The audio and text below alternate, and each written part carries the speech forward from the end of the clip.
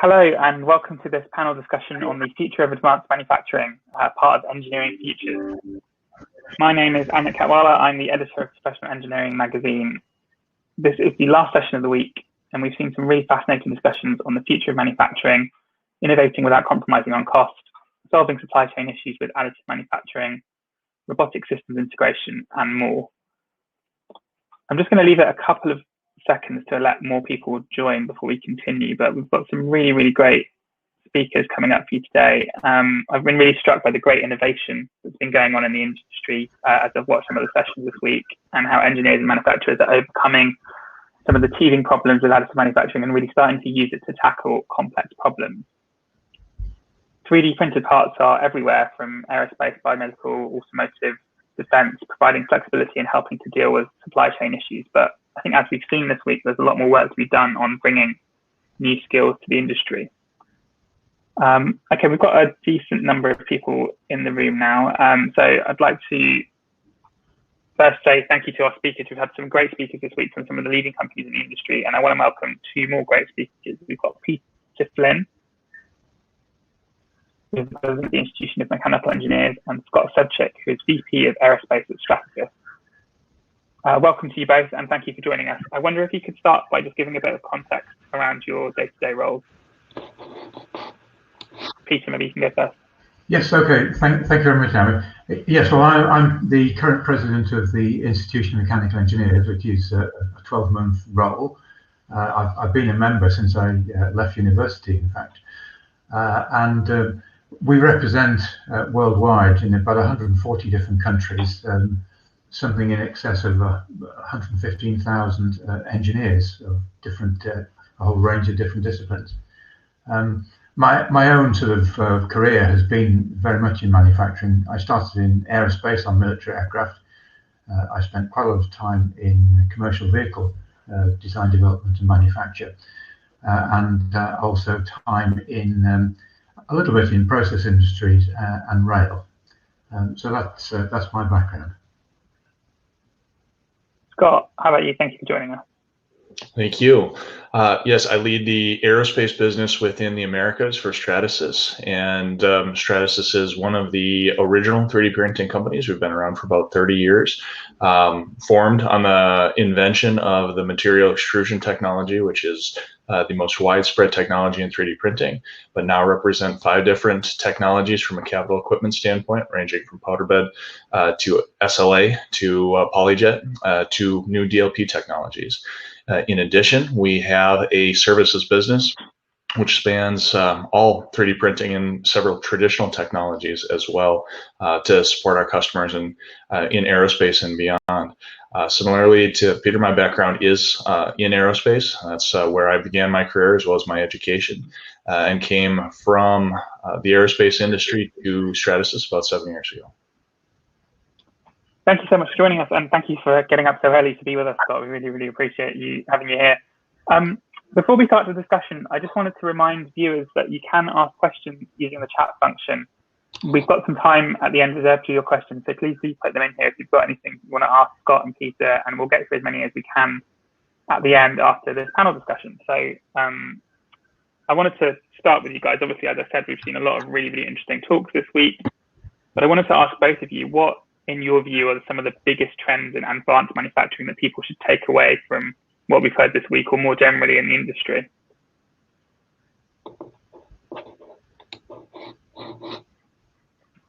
Peter, maybe you can start us off on that one. Shall we start? Well, I think there's quite a wide range.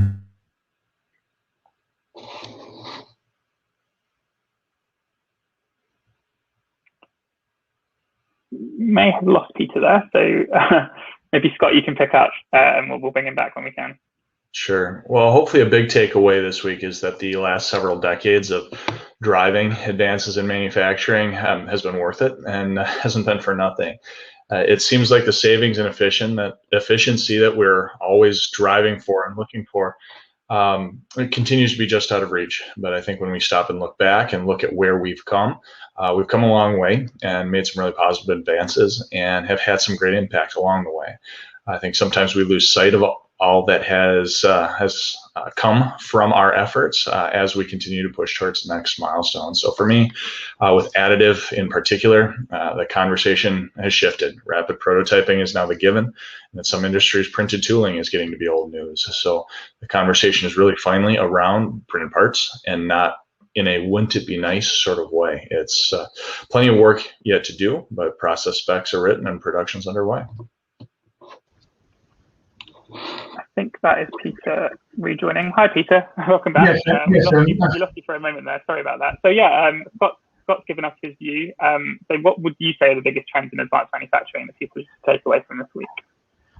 Well, I think that the sort of headline subjects that tend to come up with at most of these conferences are to do with sort of automation in one form or another, or additive manufacturing type methods. But actually, when you start exploring things, I think things are much broader than that. I mean, manufacturing has always absorbed technologies over decades, if not centuries.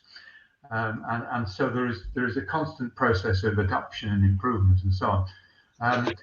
But I guess underlying a lot of those things are in today's world is very much to do with digital information technology, control systems, and particularly control systems. I think in the context of automation and the creation of new opportunities. So that, for example, I think there's always a link between technology and business, and I think the thing that comes out most strongly to me, particularly when it comes to additive methods, is that they can create different sort of business models and different approaches. So it's not just the technology itself; it's what the technology provides and the opportunities that it provides, and it's sort of integrating the technology with sort of business. But I also found it interesting that in some of the presentations that were made, there was quite a lot of discussion about the business case for doing things and the attitudes to risk and finance and so on that may or may not enable those technologies actually to be used.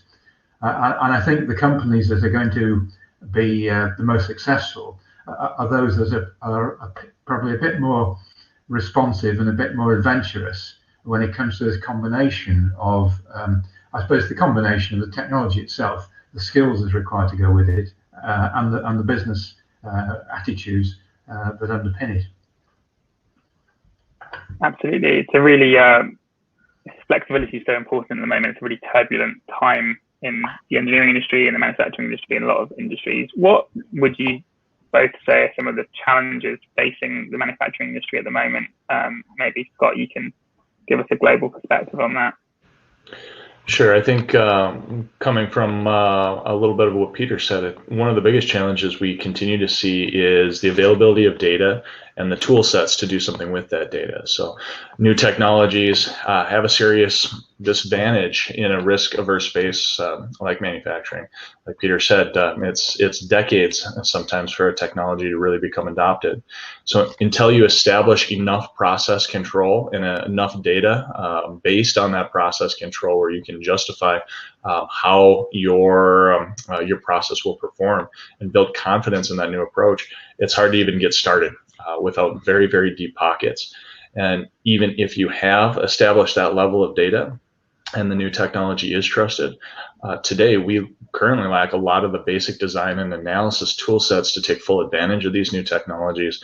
And as a result, they're at a disadvantage to technologies that have had that benefit of decades for software companies to develop the design rules and implement them in CAD software, to develop the validated characterizations so they can be represented in FEA tools accurately.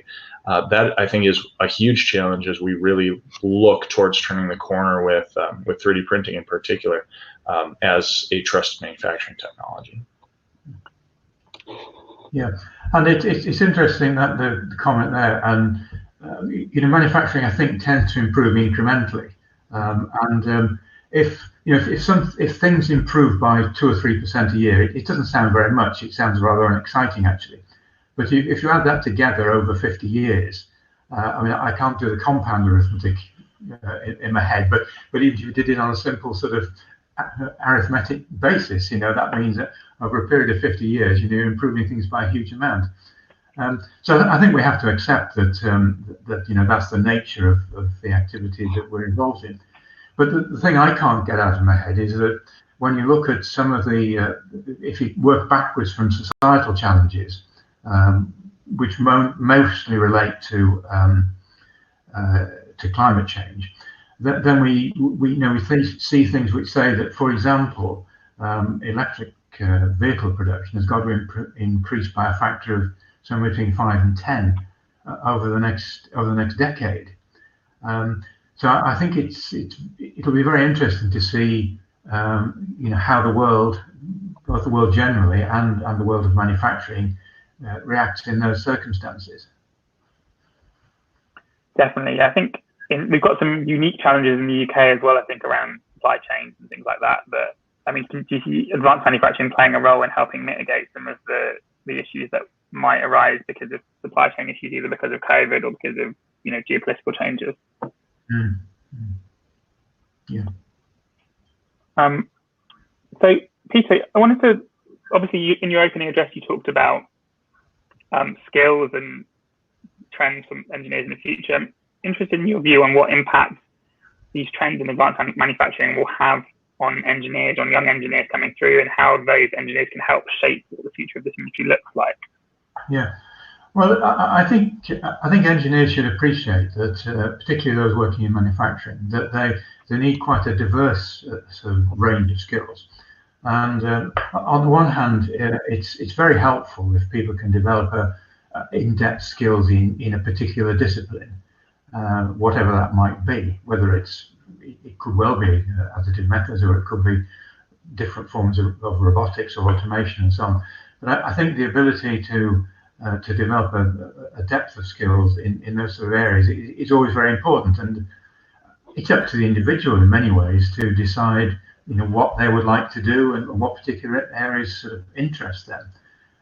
But even when it comes to in-depth skills, they still require a combination of technical skills, usually in something that embraces the manufacturing discipline itself, but also the information technology, and particularly control systems, sensing, data analysis, and those types of things, which provide the control processes for whatever those manufacturing processes might be. But those activities don't exist in isolation, and most engineers working in companies, they could be small, they could be large. Either way, you're very much part of a team, which has got a link to the sort of broader business in the sense of you've got to satisfy customers, you've got to provide stuff on time or economically and so on, and you've got to, generally speaking, you've also got to satisfy shareholders. Being able to do things efficiently is very important. So I think for most engineers, but particularly those in manufacturing, that connection between technology and business is a very strong one. And I think that all manufacturing engineers in particular need to understand the commercial imperatives of the discipline they're involved in, and also the importance of teamwork. I think it's really interesting. I feel like engineering is becoming a much broader role than maybe it was in the past, because you've got to know about, as you say, pieces of the business side of things, to understand the business case for the things you're trying to get across. But you've also got to be aware of digital skills and be able to use software packages and the various new techniques that are coming down that way as well. Scott, you touched on this earlier, that additive manufacturing almost seems to be finally sort of coming of age. It'd be great to hear a bit more about some of the latest technological developments in the space and what impact they're having. Sure. So manufacturing, as much as we talk about agility and advancement, it still comes down to trust and confidence in your output. So additive has been in the mode of innovating new technologies for decades, and that tends to grab all the headlines: the latest technology, the latest material, the latest new advancement. But in the background, it's really the legacy technologies with known and trusted materials that are really starting to see the adoption, especially for production parts. It needs that time to percolate, really. So these new advancements can be incredible. In many cases, though, they're seeding for us the production parts of several years from now. So while we see incredible technical advancements right now with new material families, really promising throughputs with some of the new powder bed technologies with DLP technology on the vat polymerization side, what's really having an impact on maturation of additive is incremental improvements, just like Peter indicated, for manufacturing. Incremental improvements with FDM and with SLS, so material extrusion and laser sintering. At the high end, of course, so not on your $500 desktop, unfortunately, but in the $150,000 to $500,000 range, the impactful advancements we're seeing really are the increases in repeatability, connectivity into PLM and MES environments, and especially process control. Whether that is onboard the systems with software and sensors that are allowing for better process monitoring and a true understanding of the elements of the process that can be controlled and are controlled, or even outside the system, the development of documentation, so that the process around the technology is truly understood and truly driven towards repeatability. And that's finally leading to, after decades of work, finally leading to specifications that are written that can then enable the supply chain to meet the expectations of their customers with the technology. To what extent is this going beyond prototyping? Is additive manufacturing now being used as a replacement for more traditional manufacturing techniques, and is it repeatable enough to make that work, for instance? Yeah, so aerospace has and continues to lead the way. We've had laser sintered nylon parts flying for about 12 or 13 years in a serialized fashion, and FDM parts for about 10 years, really picking up, I would say, in the last 6. The vast majority of additive manufacturing use in aerospace is still in polymer tooling, especially manufacturing aids, fixtures, jigs, drill guides, that sort of application where there's a degree of complexity and often a very quick need and a quickly changing need. I know prototyping hasn't been the dominant use case in aerospace for, I would say, probably about 5 years now. It's probably longer than that. It's hard to really get a true sense of just how significant AM is in aerospace production. But I know we deliver about 30,000 flight parts a year out of Stratasys Direct Manufacturing against about 40 different process specs from a number of customers utilizing a number of different technologies, a number of different material families. I also know other contract manufacturers that are producing significant amounts of parts, plus end customers themselves that have in-sourced production because they can more readily with additive. So everyone still markets and announces around the great individual use cases or examples, but the reality is the tens of thousands of really boring parts, frankly, are way more impactful than most of the marketing case studies we see. Other industries are, of course, advancing as well. Rail has a lot of similarities to aerospace, and automotive has really embraced polymer tools. High production rates make production adoption more challenging, and further incremental advancements are required there. But there are good technical advancements in repeatable production at higher rate that will help in those other manufacturing industries as well. So it is, I would say, much deeper into manufacturing, particularly in aerospace, than most people are aware. Aerospace companies, particularly on the defense side, aren't always the most vocal about the advanced things they're doing. We have some exceptions of that, of course, we like to tout, we like to show. But as I said, the boring parts are in production, and production in a lot of cases is much more boring. We're seeing simple parts in some cases at high volume. We're seeing more complex parts that are performing functions that most people don't care about, but are needed in order for an aircraft or a spacecraft to be functional and be cost effective. Maybe you can, I know you said that the defense companies don't tend to like to talk about it, and aerospace companies are quite secretive as well for understandable reasons, but maybe you can give us 1 or 2 examples of situations where additive manufacturing has been able to deliver an immediate benefit where otherwise there would have been, several months of delay or a massively increased cost.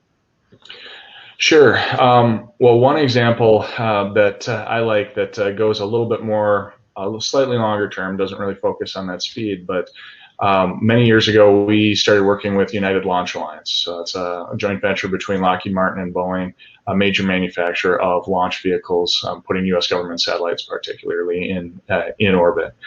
The Atlas V rocket, one of their major products, something that's got a very long history, very long legacy. And as a result, a lot of qualification built up around it. The parts on that vehicle in many cases have been there for many, many years.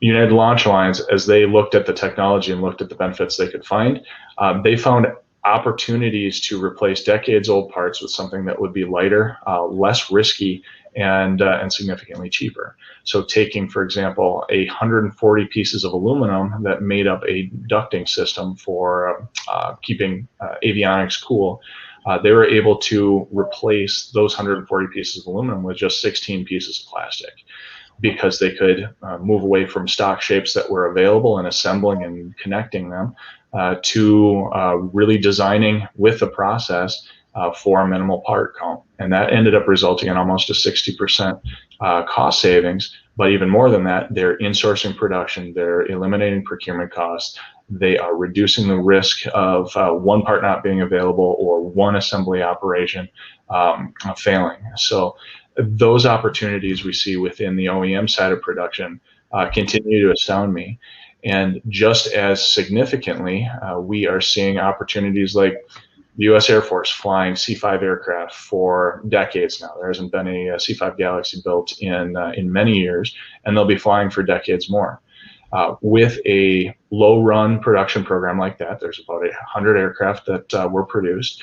The suppliers for many of the parts on those vehicles don't exist anymore. And in many cases, that engineering is lost as well. So just a couple of years ago, we worked with the Air Force qualifying that technology so that they could produce their own replacement where there's no supply chain available. So again, some of those parts are quite boring. A latrine cover panel, for example, was one of the parts that they produced. It was not a highly functional part, but something that was needed for the aircraft and keeping the aircraft on the ground. So having that flexibility, that ability to keep a older aircraft flying through producing replacement parts or spare parts on demand has, I think, just begun to show its impact within aviation. That's really fascinating. Thanks, Scott, for sharing that. Peter, I want to get into skills again and ask you what kind of skills base we need to support advanced manufacturing and whether enough is being done to bring this through now. Yes, I mean, fun enough, we've just actually published this very week, yesterday to be accurate, to be exact, a report on precisely this subject. So you know, the best I can, the only thing I can do, or the best thing I can do, is just to sort of repeat some of the findings of that.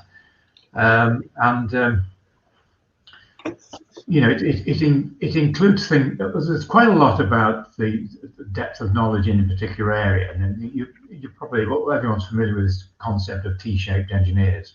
You know, where people have a strength in a particular discipline, but also have a breadth of knowledge about the whole sort of engineering and manufacturing process. So I think that is the sort of start point, is that you know, you would look for people who've got both these qualities. But I think we need people who've got sort of flexibility and the agility to adapt to new situations. I think some of this, particularly the softer skills of team building and team working and so on. But finally, I think you could argue that all engineers, in whatever shape or form, are basically problem solvers.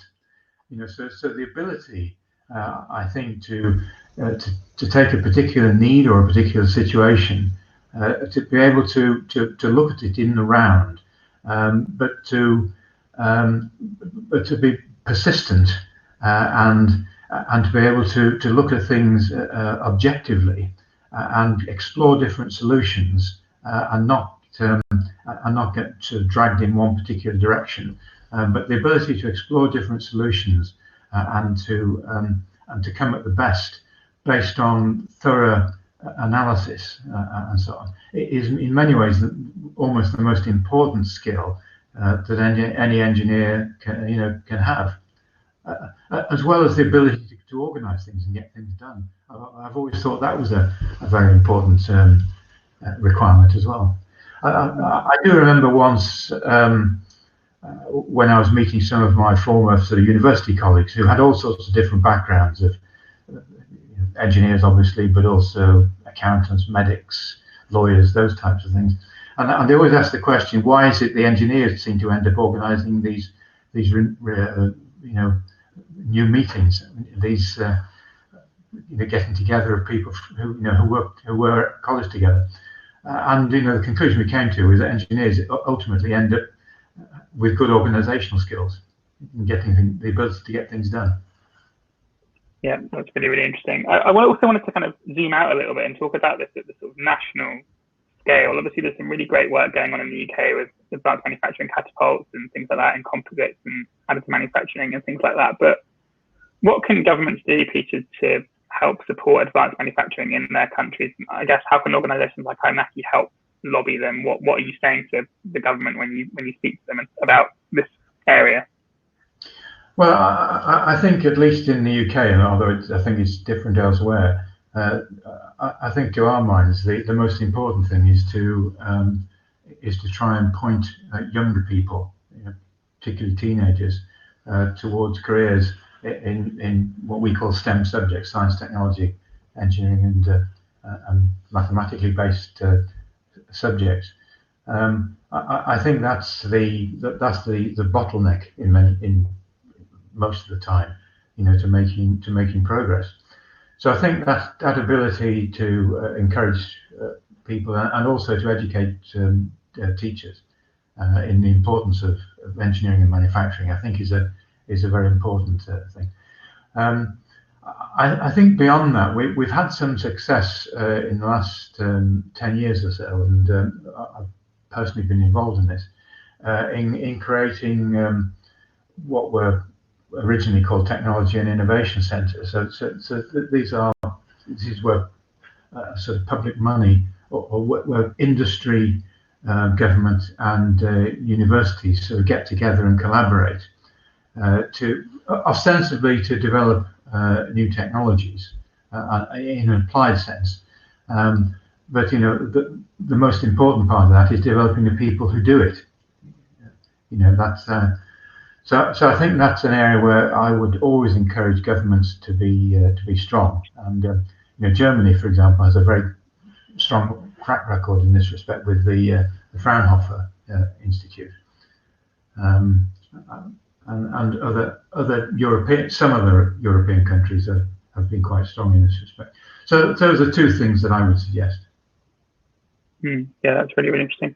Scott, I wanted to take us back to a couple of the examples you mentioned. So you mentioned the parts being replaced by fewer, simpler parts, and the use of additive manufacturing to make parts where the supplier no longer exists. But I'm also interested in how additive manufacturing will change the design of products going forward, and what that means for advanced manufacturing as an industry. Redesigning things with AM in mind from scratch. Yeah. So what I've found, and this astonished me, but most of the time, the first part a company puts into production with additive manufacturing is not designed for additive manufacturing. And I actually think it's prudent. Of course, fix as many variables as you can to reduce risk, right? So don't change design and process simultaneously. Accept that the part you might be producing may be more expensive, but get the process understood and qualified. If you're in sustainment or aftermarket, so like that C5 part for the Air Force, that might be where you stay. But if you're an original equipment manufacturer, then you have the opportunity, now that you've understood that process, qualified that process, fix that process, and start opening up the design variable next. And we've seen this repeatedly in industry. So within a design cycle or two, we have radical part consolidation, like the United Launch Alliance example, and lightweighting that have been unlocked by the technology once it's proven out. So being willing to take that cost hit on the first few parts can be very hard for some, but once over that hurdle, the cost savings once part designs begin to be optimized for the technology, really start to compound quickly.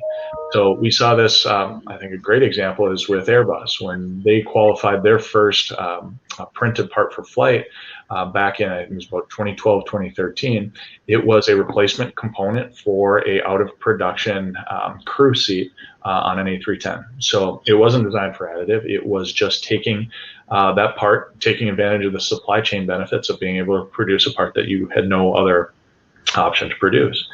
From there, they went into missed part production. So they were printing alternate parts, still not designing for the technology, but enabling the A350 to get to market on time because they had the flexibility within their supply chain to react to needs on the line. But it continued from there. And so within a couple of years, we were looking at serial production parts and starting to see more and more. And today, I think the skill sets are there where they are taking advantage. Now we're seeing examples of parts where weight has been reduced. They showed a great example a couple of years ago with Materialize of a component for A321, a thin air configuration where they were producing spacer panels. And from the cabin side of that panel, it looked like anything else. It fit in perfectly. But if you looked at the back side of the panel, it was this very spidery, optimized design. So I think that's really the hallmark of where this goes, is being able to, once that technology is understood and trusted, being able to work within the bounds of that technology, which have much wider bounds, much more flexibility than many other technologies, to take weight out and to reduce risk through further part consolidation. I think one of the crazy things to think about here is that once you are designing for additive manufacturing and using that technology in a production mindset, the line between a prototype and a production part blurs very quickly. So we used to talk a lot about functional prototyping with FDM because you've got these thermoplastic materials that have great mechanical properties. But if you are moving to a different technology, you have that line of distinction. You have a prototype, and like now I go to production with a different technology, and it's a different kind of part. If that same FDM part is then going to be your production part, where is that distinction between what's a prototype and what's an early production part? So if you're designing for and going to production with FDM, that functional prototype is just an early revision of the part. And I think that's something new, and it certainly affects the processes we have around design in that transition to manufacturing. I'm interested in the way that the parts themselves are changing as well. So you mentioned the kind of spidery effect you get. Sometimes you get these weird like honeycomb structures that don't look like they've been engineered by humans at all. They look almost like natural structures. Do you think we'll see more of a trend towards that kind of design in aerospace and other industries as AM becomes more popular? Absolutely. And if you mention honeycombs specifically, I think historically we think of honeycombs within aerospace production as composite cores. So we have for many years in composites used Nomex paper as a core for a composite sandwich structure.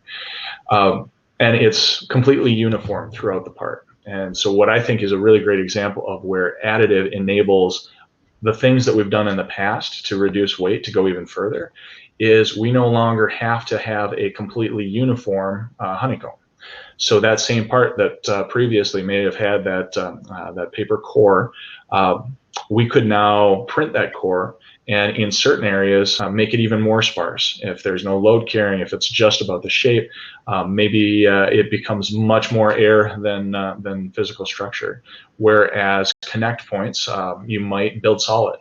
So being able to transition within that part from something that is very open to something that is very dense is something I would say is a hallmark of what we can do with additive that hasn't been able to be done before, that graduation of properties within a part. Does it make it harder to approve parts, if they're being designed in these complex ways that a human can't mathematically, do the sums to make sure that it's actually going to do the things it does. It says it's going to do, it's going to be structurally sound. Does that make it more difficult, the process? Absolutely, and that's one of your first questions when I responded that data and tool sets are so important. This is exactly why. We have to be able to simulate a part do the finite element analysis, do the simulation of the process for producing that part, because we are able to unlock so much additional design freedom. Being able to extrapolate from empirical testing becomes even more challenging. So that's why, as we get further and further into the adoption of all of these additive technologies for production, the ability to simulate that part accurately and repeatedly, know what properties you will have when you take some liberty with that design, that becomes absolutely critical. And proving that then to your airworthiness authority is going to require those tool sets to be very well validated. A lot of data backing up the fact that when you are in these edge cases in particular, you can have confidence that the tool set is providing that confidence you need to put that part on a vehicle. I think I think maybe 20 or 30 years ago, when additive manufacturing started getting hyped up and talked about, it was this dream of, localized production, and we were all going to have 3D printers in our homes, printing out shoes for us and things like that, and it was going to help smaller engineering companies to take on the big giants. This is a question for both of you, really. Like, to what extent is that true, or to what extent is it the preserve of kind of the big traditional engineering companies, and to what extent has it lived up to that original hype, I guess, is my question for additive manufacturing. Maybe Peter, you can go first, and then we'll go for Scott. Yeah, it's an interesting subject, and I think I'm impressed by the fact that there are actually quite a lot of additive machines in universities, funnily enough. They're typically making stuff to support sort of student type projects, so that they're not producing material for sort of safety critical applications. But I think it's part of the process of building up the learning and understanding that people have of and particularly the development of the design in ways that are non-traditional. But I go back to what I said earlier, that most sort of new technologies advance in a very progressive manner, and actually, I suppose to the extent that talking about larger companies and so on, then you do often need deep pockets to make these things work. And there is quite rightly a degree of conservatism, not just in the companies, but in the whole industry. Something like aviation, for example, has an amazingly strong safety record, and that's the driving force for everything. And although it perhaps puts boundaries on how quickly you can advance, it does so for very good reasons. So I think in those sort of sectors, then I do think that that large companies have the edge. It is interesting to speculate on some of the points that Scott made about replacement parts, and you've got an interesting situation there in that you're replacing parts that are extremely well qualified, and you mentioned C5As, for example, and Chinook helicopters, things like that have been around for 40 or 50 years. But it is interesting to see that there is some progress being made to use additive methods to replace things that were originally done very traditionally. In fact, in the probably 60s and 70s, but I guess quite a lot of effort has to go into proving that that a replacement service part will actually do the job.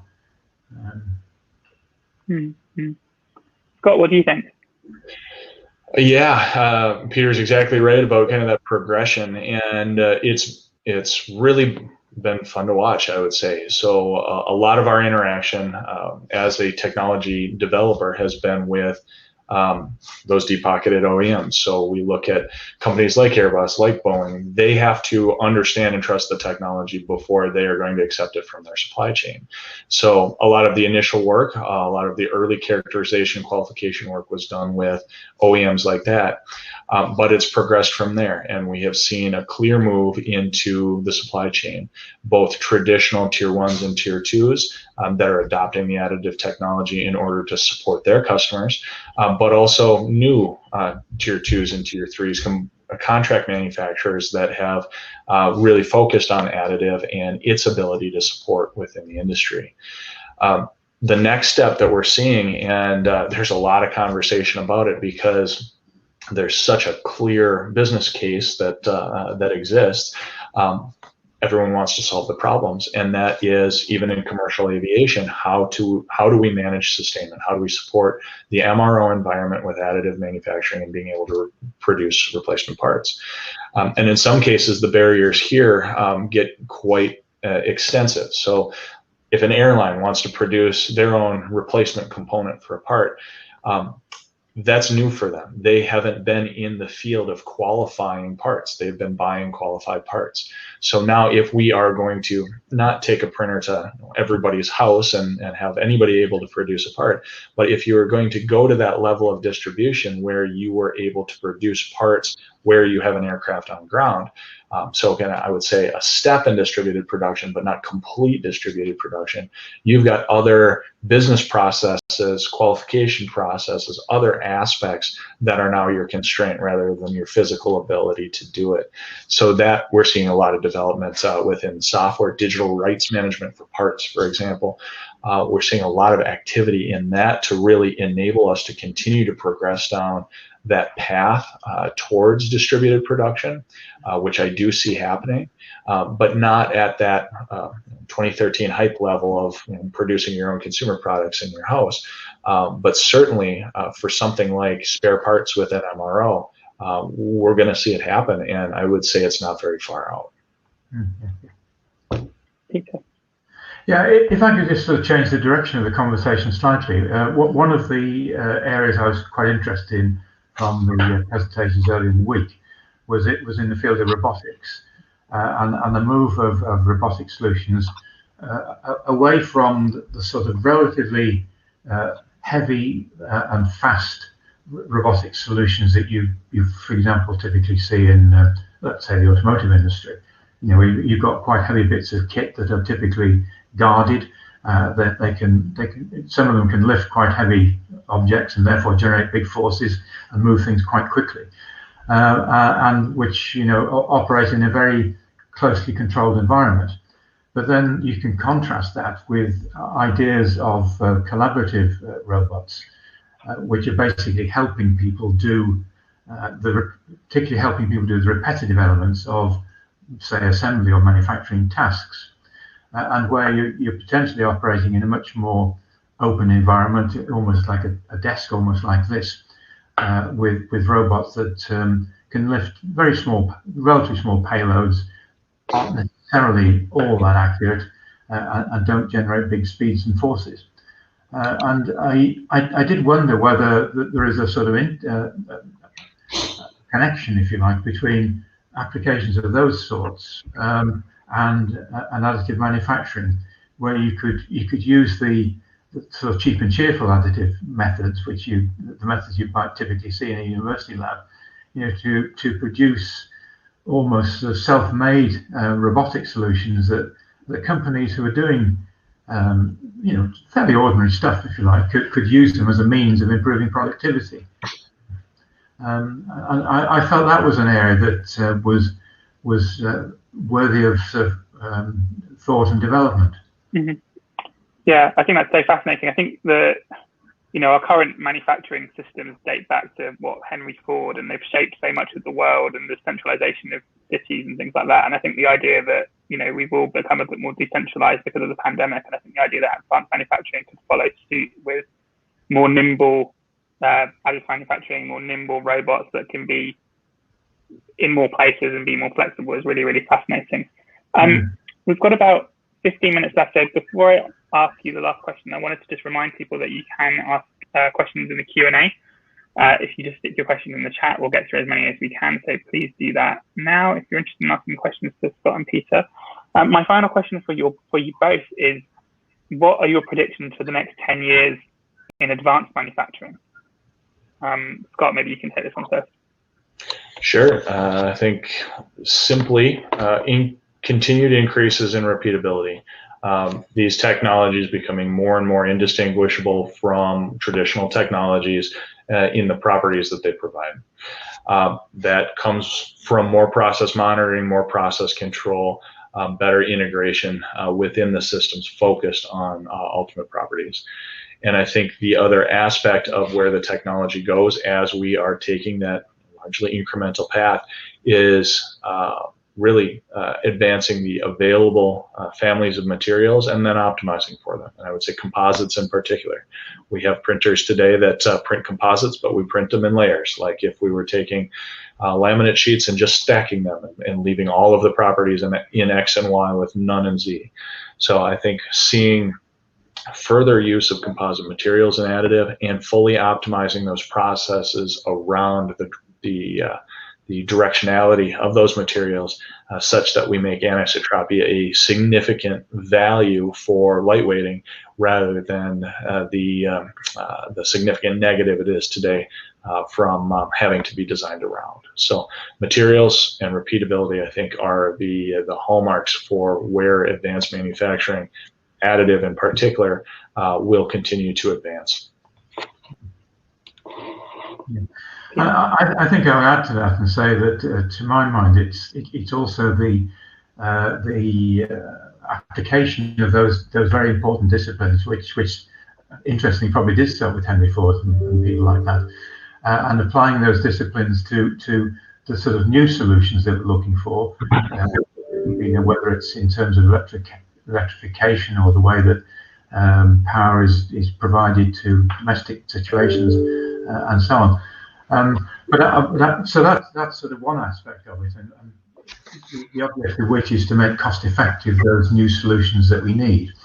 But I think sort of superimposed upon that is one that is probably a little bit underplayed, and that is how materials to feed those new products are actually originate, where they come from, which countries they come from, what the supply chains for them are, and how we get the resilience, if you like, that has really been built up over many decades when it comes to products that are typically produced from steel, aluminium or aluminum, as Scott would call them, and sort of oil-derived sort of plastic and so on. So how do you get that resilience and that reliability for, say, copper or lithium or whatever it happens to be, and rare earth metals? And then I suppose the third parameter on top of that is how do you then make better reuse? What technologies can we adopt for better reuse of those materials? Thanks, Peter. Right, we've got loads of questions from the audience. Thank you for sending those through. I'm going to jump around in topic a bit because obviously we've covered a wide range of stuff this week, so these are going to jump around in topic a bit. I think this first one's probably best to go to you, Peter. The challenge of attracting young people to engineering has come up a few times this week. On Tuesday, John Patzavelos talked about a desire to introduce robotics labs to schools to engage students in engineering and technology of the future. The reality is most state schools would never be able to afford or implement such facilities with already stretched budgets. The question is, what can the engineering institutions do to improve outreach and bring facilities directly to schools, for example, with mobile labs? Okay, yeah, I must admit that the mobile labs idea is not one that I'd sort of thought of, although I can think of a couple of examples where organisations that are part of the Catapult network have had mobile labs, which they've taken around the country and shown in schools and in government and so on. I think it comes back to the point of trying to encourage STEM-based activities in schools, but also maybe taking it a bit further, which I think has made good progress in universities. But I do wonder whether in schools we could actually put in sort of low-cost manufacturing facilities. I think Scott talked about the sort of $500 desktop machine. Now, I think if we could encourage schools, every self-respecting school to have a small manufacturing lab of one sort or another, that would be quite an interesting concept actually, and not one I'd sort of thought about too much. But I'm sure that it would actually get kids actively involved in what goes on. And I don't know whether this sort of thing exists at the present moment, but if it did, I would certainly encourage it.